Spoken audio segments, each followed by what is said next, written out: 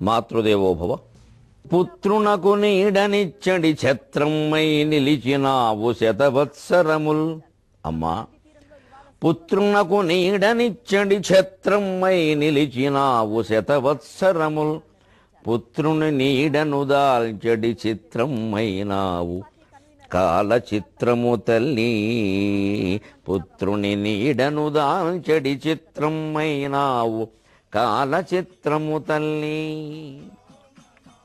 ABN Andhra Jyothi ప్రేక్షక మహాశయులందరికీ నవజీవన వేదం అనే కార్యక్రమంలో 109వ భాగానికి స్వాగతం పలుకుతున్నాం. ఇచ్ఛాద్వేష సముత్థేన ద్వంద్వమోహేన భారత సర్వభూతాని సమ్మోహం సర్గే యాంతి పరంతప. 7వ అధ్యాయం విజ్ఞాన యోగాన్ని ముగిస్తూ పరమాత్మ అసలు జీవులన్నీ కూడా ఒక మోహంలో పడిపోవడానికి కారణం ఏమిటో చెబుతున్నాడు. ఎప్పుడూ మందు మూలానికి వెయ్యాలి, హోమియోపతి వైద్యంలాగా కాస్త ఆలస్యమైనా సరే. అంతేగాని అల్లోపతి వైద్యంలాగా పైపైన లేపనాలు సోపానాలు పూసుకుంటూ పెడితే అయినట్టే, ఎప్పటికీ తెమలది ఇది. ఆధ్యాత్మికమైనటువంటి వైద్యం కూడా మూలఛేదన పద్ధతిలో జరగాలి.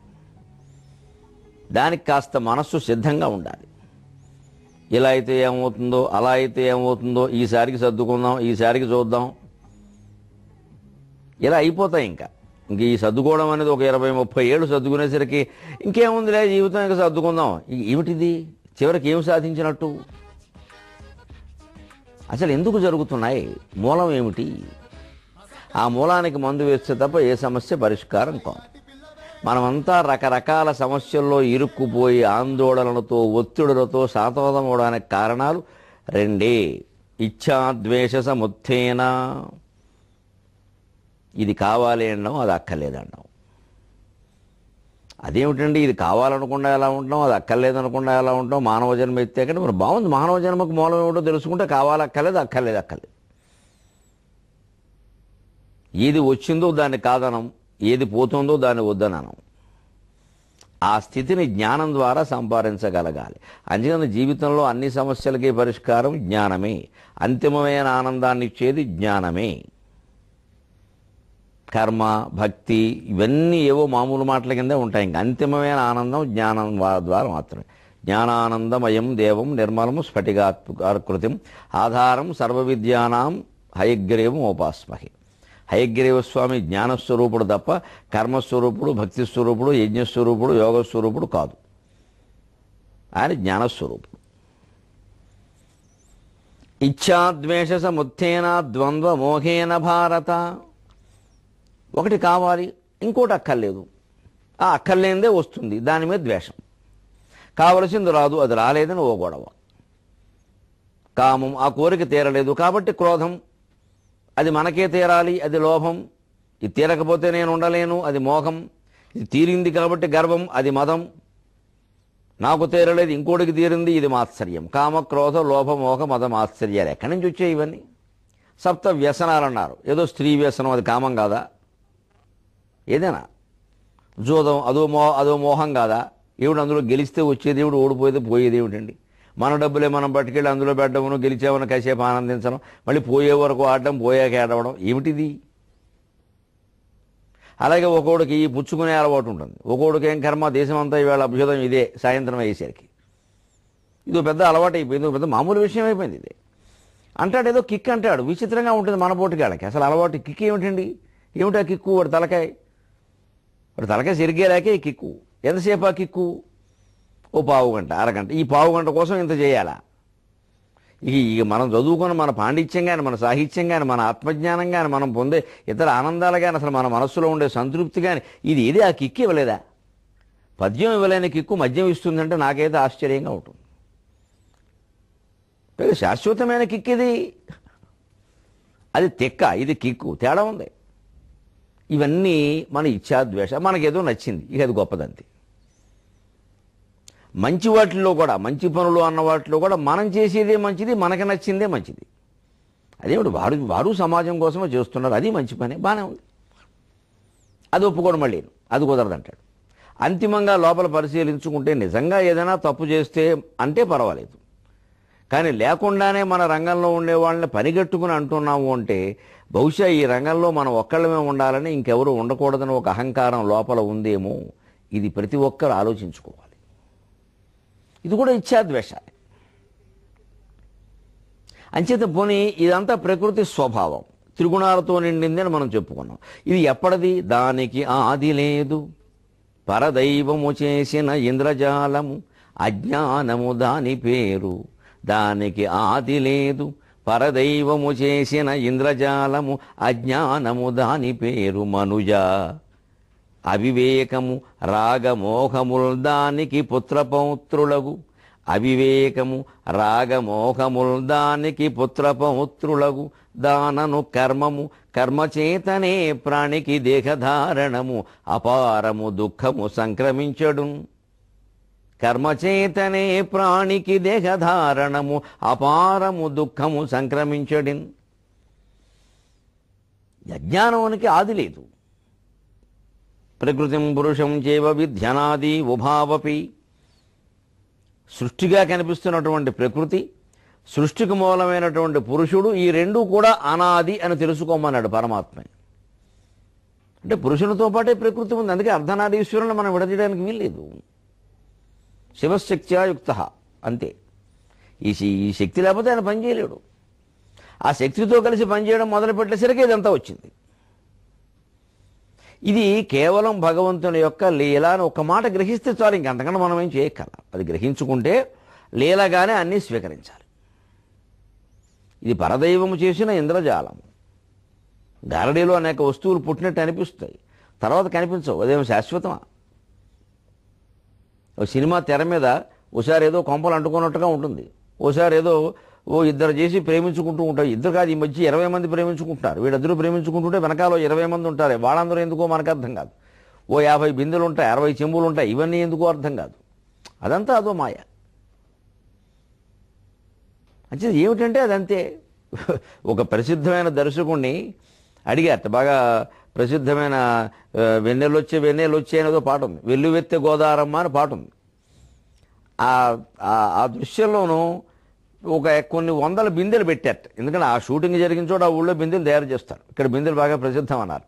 అందుకని ఆ దర్శకుల వారు ఆ బిందెలన్నీ వెనకాల పెట్టారు. బిందె పెట్టారట. ఇద్దరు ప్రేమించుకున్నారు. వెల్లువెత్తె గోదారమ్మ అనేది పాట పాడారు. బాగుంది. అది పాట బ్రహ్మాండంగా విజయవంతం అయిపోయింది, ఆ సినిమా, ఆ పాట కూడా. తర్వాత ఆ దర్శకుల వారిని మీద ఎవరో విమర్శ చేశారట. ఆయన చాలా చక్కగా జవాబు ఇచ్చాడు మహానుభావుడు. అంతా బాగానే ఉంది కానీ ఈ బిందెలన్నీ ఎందుకు అన్నాడు అక్కడ. ఈ హీరోయిన్ ప్రేమించుకుంటే వెనకాల ఈ బిందెలు దేనికో మాకు అర్థం కాలేదన్నట్టు. వెంటనే ఈ దర్శకుడు నిజంగా నన్ను తత్వం తెలిసిన వాడు ఎంత గొప్పగా జవాబు ఇచ్చాడంటే, ఏమంటే అసలు జీవితంలో ఎక్కడైనా ప్రేమించుకున్న వాళ్ళు పాట పాడుకోవడం ఉందా రోడ్డు మీద? అది నిజమైతే ఇది నిజమే అన్నట్ట. ఇన్ని సినిమాల్లో ఇన్ని జూయెట్టలు, ఇన్ని కాకిరెట్టలు చూసాం మనం ఎవరైనా జీవితంలో భార్యలను కానీ భర్తలను కానీ పోనీ అదృష్టం బాగుంటే వేరే వాళ్ళని కానీ ఎంత ప్రేమించినా రోడ్డు ఎక్కి పాటలు పాడేవా? లేదే. ఊహే యా అన్నాం, ఊ అన్నాం, మహా అయితే ఏదో మనలో మన అది గట్టిగా యా అంటే ప్రమాదం కూడా ఏమిటంటారు. అంతే కదా మరి. అంటే ఇది ఒక మాయ. నవజీవన వేదానికి పునఃస్వాగతం, మాయకు కూడా పునఃస్వాగతం. అంచేత ఏమంటే స్త్రీ పురుషులు ప్రేమించుకోవడానికి ఈ బిందెలన్నీ అవసరమా అంటే ఈ పాట అవసరమా అన్నాడు ఆయన. జీవితంలో ఎవరైనా ఎక్కడైనా పాట పాడుకుంటారా ప్రేమించేవాళ్ళు? మరి సినిమాల్లో కనీసం 3-4 డ్యూయెట్లు ఉంటాయి, మనం చూస్తూనే ఉన్నాం. ఏమాత్రం అసహజం అనకుండా దానికోసమే డబ్బులు ఇస్తున్నాం. అసలు పాటలు లేకపోతే సినిమా ఎవడు చూస్తాడు? మరి ఇంత అసహజాన్ని మనం భరిస్తూ అందులో బిందెలు పెట్టారు, చెంబులు పెట్టారు, గొడుగులు పెట్టారు, గొట్టాలు పెడతారు. ఈ అజ్ఞానంలో అదో అజ్ఞానం. అంచేది ప్రపంచంలో ఇది జ్ఞానం అనడానికి లేదు, అజ్ఞానం. అందుకే ఆ అజ్ఞానం నుంచే వ్యామోహం, దాని నుంచి అవివేకం ముందు వేరే అనుకోవడం, దానివల్ల రాగం, మోహం. ఇది కావాలి, ఇది వద్దు, ఇది లేకపోతే ఉండలేను. రాగం అంటే కోరిక, అది మళ్ళీ ఎక్కువైంది, మోహం అయింది. అది ఇచ్ఛ, అది ద్వేషం, కొన్ని వద్దు. ఇది కావాలి కాబట్టి అది వద్దు. వీరినెవరో మన పిల్లలు అనుకున్నాం, మిగిలిన వారు కాదన్నట్టుగా మన సంబంధం ఉంది. అందుకని వెంటనే వీరికి వారికి తగాదా వచ్చింది. మనం ఏం చేసేవారే, నువ్వు లోపలికి రారా అని మన వాడిని మనం సమర్థించుకున్నాం, వాడిని వ్యతిరేకించాం. పిల్లల్ని సరిగ్గా పెంచరు, వీధి మీద వదిలేస్తున్నారు అన్నాం. మన పిల్లవాడు కూడా ఈ మాట వినడు. ఓహో, మనల్ని మనం సమర్థించుకోవాలి, చెడ్డైనా సరే తప్పైనా సరే అమ్మ చేసింది కదా, నాన్నగారు చేశారు కదా, మనము అంతే. వాడు అదే దారిలో పడ్డాడు. అంతేగాని ఇద్దరిలో ఏది న్యాయమో మనం తెలుసుకున్నామా? మన పిల్లాడు తప్పైతే మన పిల్లాడిని మందలించామా? లేదే, మనవాడు కాబట్టి వెనకేసుకొచ్చాం. పైగా లోపలికి వచ్చాకేమన్నాం, మన వాడిని మనం వెనకేసుకురాకపోతే బయట వాళ్ళని వెనకేసుకొస్తామా అని సాగదీశాం. ఇదే అజ్ఞానం. స్పష్టంగా తప్పేమిటో తెలుస్తుంటూ కూడా మనవాళ్ళు కాబట్టి వెనకేసుకొస్తున్నాము అంటే ఇచ్ఛాద్వేష సముత్తేన ద్వంద్వమోహేన, కావాలి అక్కర్లేదు, కావాలి అక్కర్లేదు అనేటువంటి రాగద్వేషాల మధ్యలో పడి ఈ ద్వంద్వాల యొక్క వ్యామోహంలో సర్వభూతాన్ని సమ్మోహం యాంతి, అన్ని జీవులు ఇందులో పడి సమ్మోహితమై కొట్టుకుంటున్నాయ్యా అర్జున, ఏం చెప్పమంటావు అన్నాడు. సర్గే అంటే ఈ సృష్టిలో అంచేతనం ఇందులో ఎప్పుడు పైగానండి మనం ఇలా అనుకుంటున్నప్పుడు మనం ఈ లోకమంతా ఈ అజ్ఞానం నుంచి బయటపడడానికి జ్ఞాన విరాజిత సంస్థ అని ఒకటి పెడదామండి. మళ్ళీ ఇదో అజ్ఞానం వద్దు. కొండ శిఖరం మించి రోడ్డు రోలర్ అక్కడ ఉందనుకోండి, ఏదో పట్టుకెళ్ళి పెట్టారు ఎవరో. కొండ శిఖరం మీద రోడ్డు రోలర్ ఉండకూడదని లేదు కదా, ఏదో ఎక్కిన వాళ్ళు ఎవరో పెట్టారు. నిజంగా మనం గర్వించాలి. వేళ సాంఘిక సంక్షేమ వసతి గృహాల్లో ఉండేటువంటి బలహీన వర్గాల పిల్లలు, దళితుల పిల్లలు మాలావత్, పూర్ణ, ఆనంద కుమార్ ఎవరెస్ట్ శిఖరాన్ని అధిరోహించారు. మరి పెద్ద పెద్ద టెక్నో స్కూల్స్లో జరిగిన వాళ్ళు ఎవరు, లక్షలు ఖర్చు పెట్టిన వాళ్ళు ఎవరు ఈ పనులు చేయలే. సాంఘిక సంక్షేమ వసతి గృహాలు ఎలా ఉంటాయో తెలుసు. ఓ పూట తిండి ఉంటుంది, ఓ పూట తిండి ఉండదు. కట్టుకుందుకు సరైన బట్టలు ఉండవు, వాళ్ళని చూసేవాళ్ళు ఉండరు, ఇంచుమించు అనాథల్లా ఉంటారు. ఆ పిల్లలు, ఆ దళిత వర్గాల పిల్లలు ఈవేళ వాళ్ళు ఎవరు కాంచనగంగ శిఖరం అధిరోహించారు. ఇద్దరూ తెలుగువాళ్ళు మొత్తం పులకించిపోవాలి. అటువంటి ఎవరెస్ట్ శిఖరం, పెద్ద పర్వత శిఖరం మీద ఎవరో ఒక రోడ్డు రోలర్ పెట్టారండి. అక్కడ కూడా రోడ్డు వేసారు అనుకుందాం, పొరపాటున అది కిందకి జారిందండి. రోలర్ పర్వతం నుంచి కిందికి వచ్చేస్తుంది. మనం ఏం చేస్తాం? దారిలో ఉన్నాం, మనం ఏం చేయాలి? పక్క తప్పుకోవాలి. అంతేగా దాన్ని ఆపుదాం ఎంతమంది పోతారో అంటే ముందు నువ్వు పోతావు. దాన్ని ఆపడం మనకు సాధ్యం కాదు, మనం పక్క తప్పుకోవాలి. అది వెళ్ళిపోతుంది కిందకి. ఈ సృష్టి అంతే, పర్వత శిఖరం మించి వదిలేసిన రోడ్డు రోలర్ లాంటిది.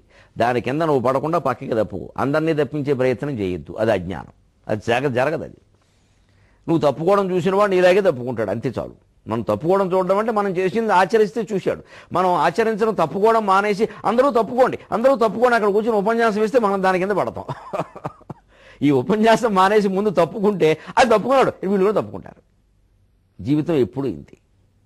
మనలో చాలామందిని సంఘాన్ని మొత్తం సంస్కరించే ప్రయత్నం చేస్తాం తప్ప మనం ఏం చేస్తున్నామని ఆలోచించే, పైగా ఈ సంఘ సంస్కరణ వ్యామోహంలో పడిపోయి ఇల్లు వదిలేస్తాం. అదేదో మనకి సంబంధం లేని విషయం. అక్కడ మొత్తం పుచ్చెట్టిపోతుంది.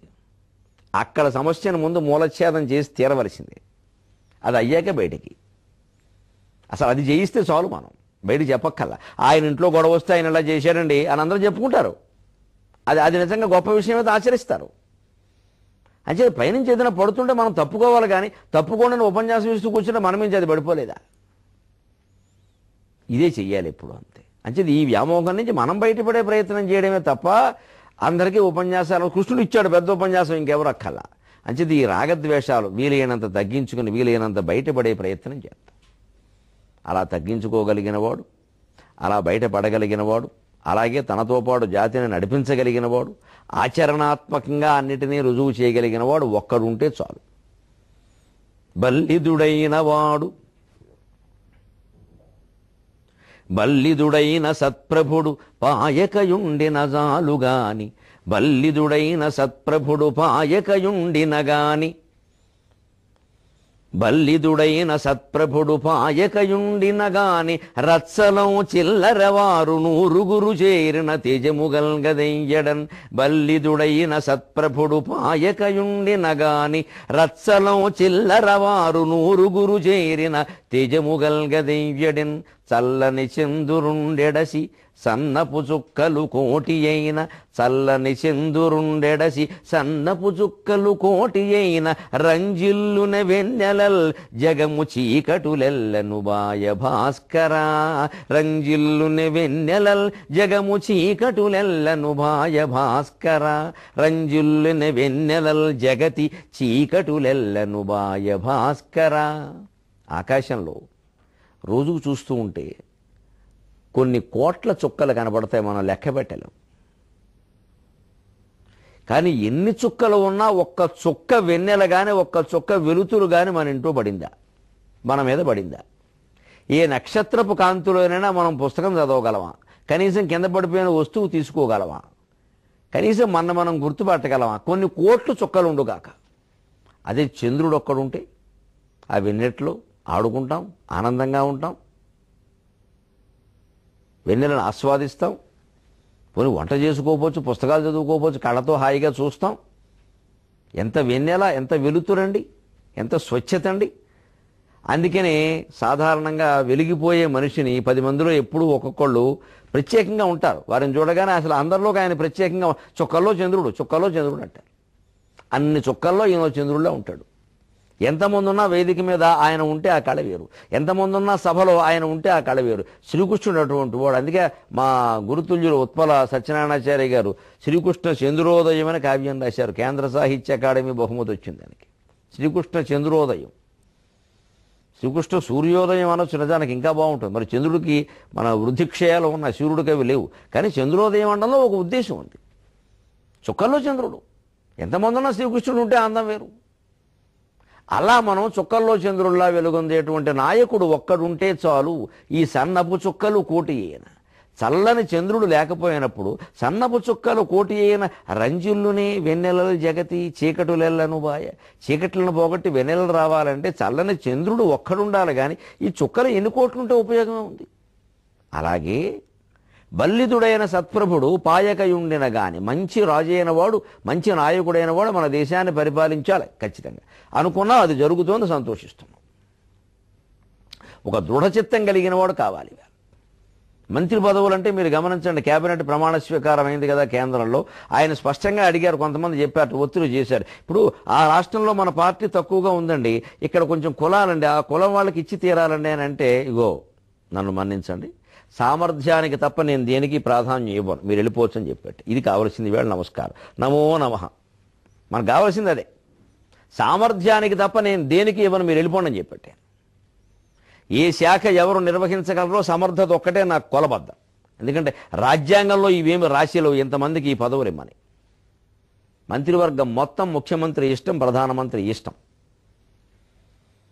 మొత్తం అంతా ఆయన కులం వాళ్ళనే పెట్టుకున్నా మనకు అడిగే అధికారం లేదు, అడగకూడదు. సమర్థులా కాదా ఒక్క మాటే చూడాలి. మనం కూడా అది నేర్చుకోవాలి. మంత్రివర్గ నిర్మాణం కాగానే పత్రికల వారు రాసేయకూడదు. అలాగా సాధారణంగా మీరు గమనించడం జరిగేది, రాష్ట్రంలో కేంద్రంలో ఎక్కడ మంత్రివర్గ నిర్మాణం జరిగినా ముందు వాళ్ళకి నిద్ర పట్టినవారు ఈ పత్రికల వారు.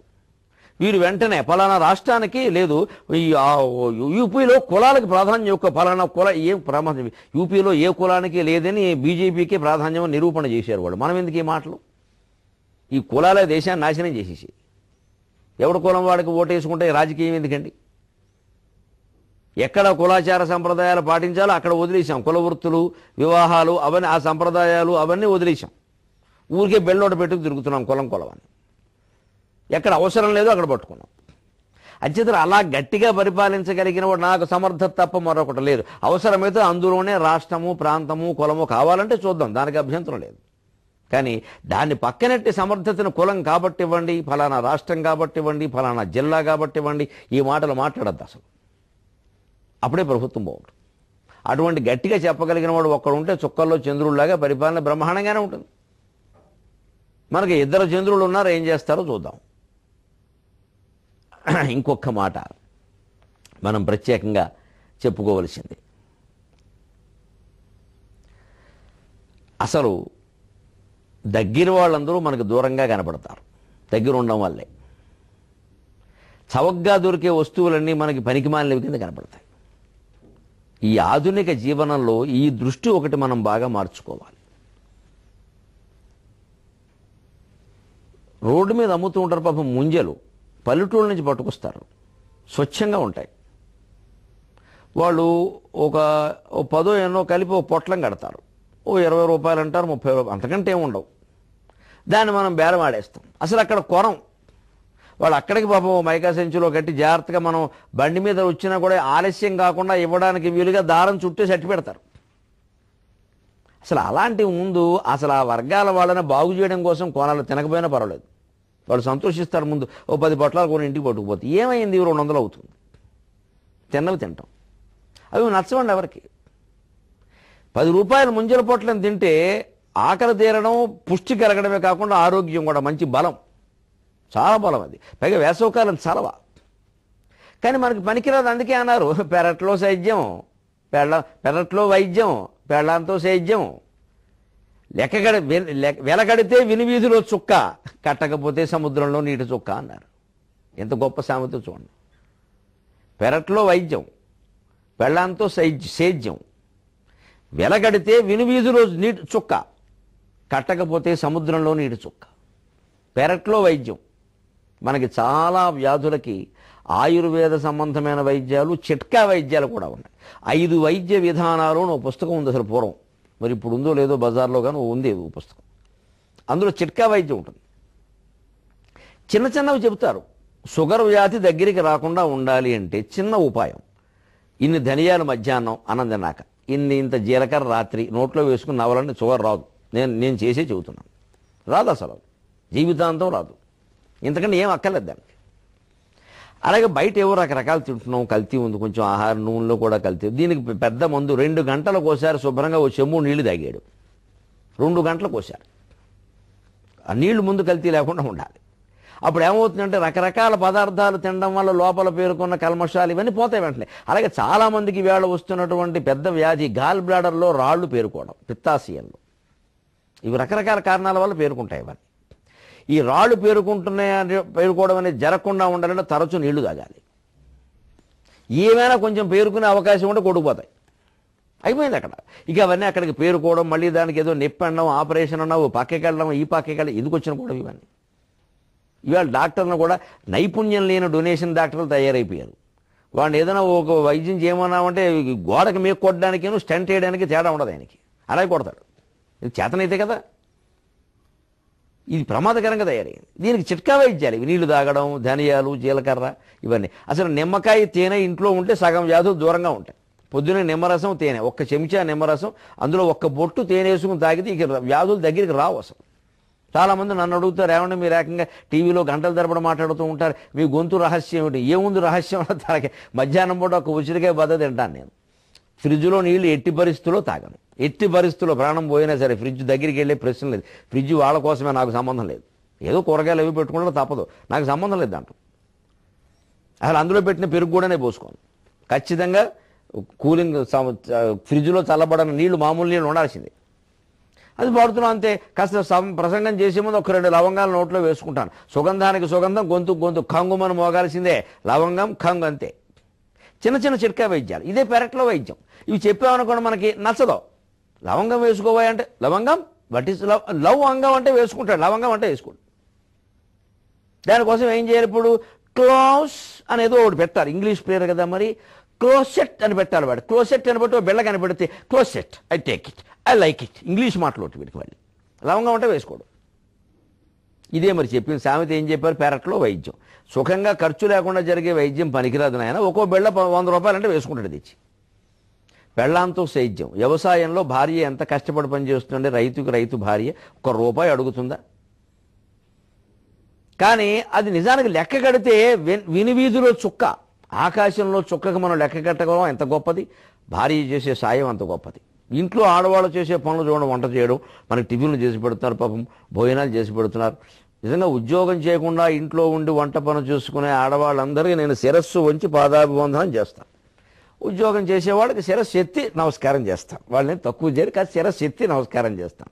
వీరికి శిరస్సు వంచి పాదాభివందనం చేస్తాను. వారు త్యాగం చేస్తున్నారు. ఉద్యోగం చెయ్యని వాళ్ళే త్యాగం చేస్తున్నారు. నాకేం మొహమాటం లేదు చెప్పడం. ఎందుకంటే ఇంట్లో ఉండి పిల్లలను చూసుకుని నానా బాధపడి అనేక రకాల పనులు కూడా చాలా ఎక్కువ. పని మనుషులు రారు, చెయ్యరు, ఉండరు, చేసుకోవాలి. యాతన, కరెంటు ఉండదు, నీళ్లు ఉండవు, నానా యాతన పడుతున్నారు. వాళ్ళు మనకి ఎలా కనపడతారంటే ఉంటూ కూర్చుని తింటున్నారు, ఊరికే సంపాదిస్తున్నారు. ఊరికి కూర్చుని తినడం ఏంటండి? మొత్తం తినేదంతా వాళ్ళే తయారు చేస్తుంటే కూర్చుని తినడం ఏంటండి? పైగా అసలు ఒక్కోసారి చూస్తూ ఉంటాం స్వయంగా, అసలు మన తర్వాత తినడానికి ఉండదు వాళ్ళకి. ఈ చేసి వడ్డించి విసుగొచ్చింది వాళ్ళకి. ఏ 2 భోజనం చేస్తే చేయబుద్ధి కాదు. దీనికి తోడు మళ్ళీ వాళ్ళ ప్రాణానికి మార్నింగ్ వాక్కులు, ఈవినింగ్ టాకులు, గొడవలన్నీ వచ్చాయి. మళ్ళీ దీనికోసం ఒకటి వ్యాయామం కొంత, ఏర్పాట్లు కొంత, ఇది వచ్చే కాకులు ఇన్ని వచ్చేయండి. మరి దానికి మీరు లెక్క ఎక్కడ కడతారు? అందుకని పెళ్ళాంతో సేద్యం, పెరట్లో వైద్యం, వెలకడితే వినివీధిలో చుక్క, కట్టలేకపోతే సముద్రంలో నీటి చుక్క. సముద్రంలో నీటి చుక్కకి విలువ ఉంది. అలా మనం చేసేస్తున్నాం, కానీ దాన్ని వినివీధిలో చుక్కగా భావించండి. చిట్కా వైద్యాన్ని అందరూ అవలంబించండి. రకరకాల ఆయుర్వేద వైద్య పుస్తకాలు చిట్కా వైద్యమనే అమ్ముతున్నారు ప్రత్యేకంగా. అది కొనుక్కుని శుభ్రంగా చిన్న చిన్న వైద్యాలు చేసుకుంటే రూపాయి ఖర్చు లేకుండా ఉంటాం. ఇంట్లో మనుషులు వాళ్ళ శ్రమని గౌరవిస్తే మానవ సంబంధాలన్నీ బాగుంటాయి. సెలవు.